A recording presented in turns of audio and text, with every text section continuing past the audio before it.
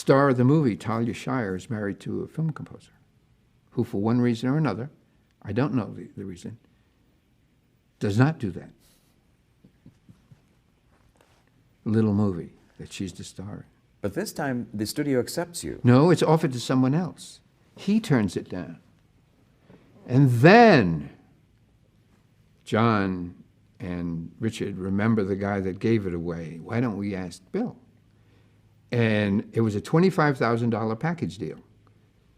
You pay for everything, the musicians, the music, the tape, the engineer, and then you get the whatever's rest. left. Well, remember, on Harry and Tonto, I got $7,500.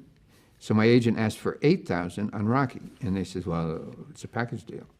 So I took the package deal, and I made $15,000 because in one 3-hour session, we recorded the score to Rocky. Over on McCadden Place, what was the name of Army's studio?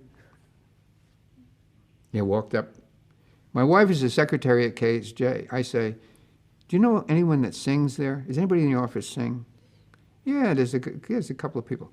Bring them over. Gonna fly now. It's my wife and the people at KHJ who are singing on the tape. This is a really low-budget operation. Well, don't forget, Rocky was under $1 million. It was $900,000. This was a $25,000 back deal. John Avildsen says, are we going to see the movie while we record the music? I said, we can't. I can't afford to pay a projectionist. And so everything was like, here's the music, play it. Did you like it? Because we're moving on. We move on. And we moved on. And one of the producers said, well, what are you rolling that tape for? There's two ways of recording. At least in those days, you could record on 35 millimeter perforated magnetic tape. That means that it goes synchronous through a machine that is perforated, the same way the film is perforated and goes through a mechanism, and that keeps it in sync. It's a mechanical sync. There's perforations both on the film and on the magnetic tape. And that's to record music is all you need. But we had 16-track recording in 1976, and I paid extra for that. Because when I said the album, everyone said, what album? And they walked out of the room. Didn't stay for the sessions. So we recorded it.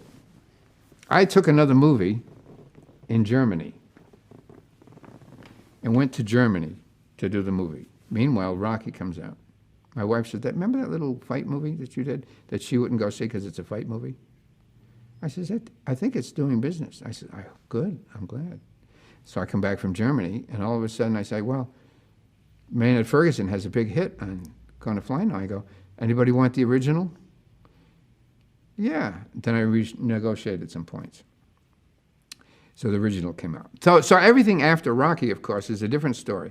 The long-winded version to get you from 0 to Rocky took what it took. But everything from 76, when Rocky came out, and then the money came in 77, but the reputation began, if there is a reputation. Because even a bad reputation, you know, I want the publicity, good or bad. In other words, you know one until you had something. So I had that little something, the Rocky thing, that began a career. I had a career before, but you needed something. And this was a career on a different level. This is now a different career on a different level. El proceso. To play it back with some Beethoven, and I would play that for Bill. I said, that's the kind of sound I want, because I think it will move up the boxing. The theme from Rocky has nothing to do with the Eroica Symphony of Beethoven, of course. But earlier we were talking about what heroic music is. I hear brass and I hear loud when it's time to go into battle. I had this theme for the Rocky character. A very sad theme. And I did this for the whole movie. I mean, so get time for the guy to train, right? The training time. And I had the little fanfare. So I did that. And I went through. And I did about a minute, because the director said, "Oh, give me about a minute, I cut this film." It's easier to cut film to music because there's the rhythm and all that kind of stuff. So after that, he says, "Give me another 30 seconds. Okay, I went back home.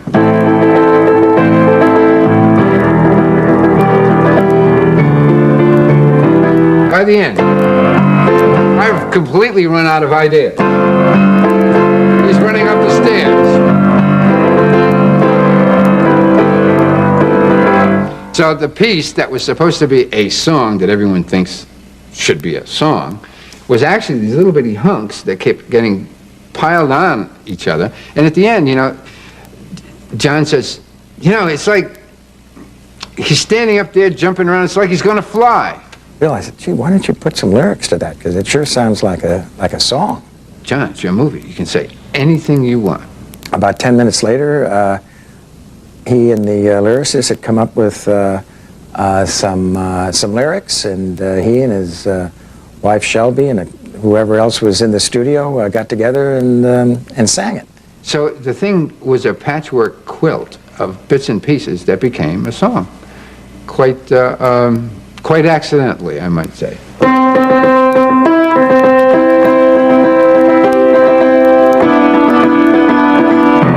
Then he ended up running up these stairs that he dragged himself up in a previous montage.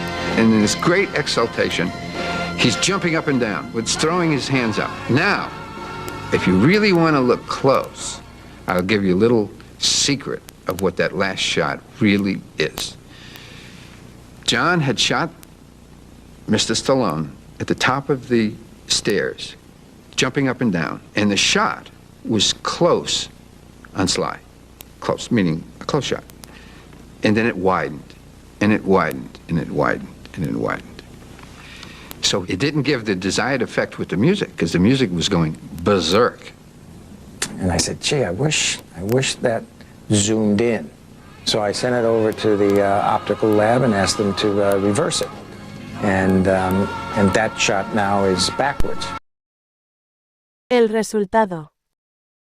Music that moved people, meaning me, was the kind of music that I wanted to write.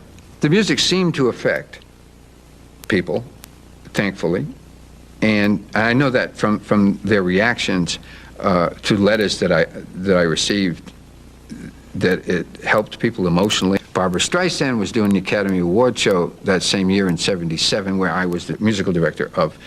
And on the podium, she said, you know, in the morning I get up and I put on that when I go running, and it really makes me, gets me up for the day. It was something very complimentary, which I appreciate. And of course, I had asked my wife, I don't know what I have to do, because I don't certainly turn that music on to get up for the day. But I'm glad that it works for someone else. It's wonderful. I mean, it's just wonderful if it does, when it does, because music works for me like that. I do have other pieces, not of my music, that reach me. But it doesn't go quite like that. You don't sit down and write a song. Here is a movie that is about a loser. Now, I've read the script. I know how it ends. He loses. But in the 10th reel, he gets to train for a big fight. And we want the audience to think, we want to manipulate the audience to think that he can win. Okay. So there's a montage. That means you put the clips of a person training all together in a row. There's not necessarily talking or dialogue or anything that would be considered anything more than exposition. Oh, he's training running. Oh, he's training with a thing. He's doing push-ups. He's doing that. All of these things. So the director says to the musician, if I had a little rhythm, a music, I could cut the sequences together in a rhythm. So the first directive is, Bill, give me about a minute and a half's worth of music so I can cut together the training of Sly jumping around, just to help me cut it. So I had a little fanfare at the beginning, dun, da, da, dun, da, da, dun, okay, and then da, da, dun, da, da, dun. Very sad, because the guy was a loser. He was a loser for about an hour. He lost for 2 hours. So it was a sad song. But in the 10th reel, I said, oh, let's make it peppy and fast and give him some inspiration. Okay, I give the director a minute and a half. He says, oh, that's really great. Can you give me another 30 seconds? Well, of course I can. I'm getting underpaid, but I can do that. That's what I do.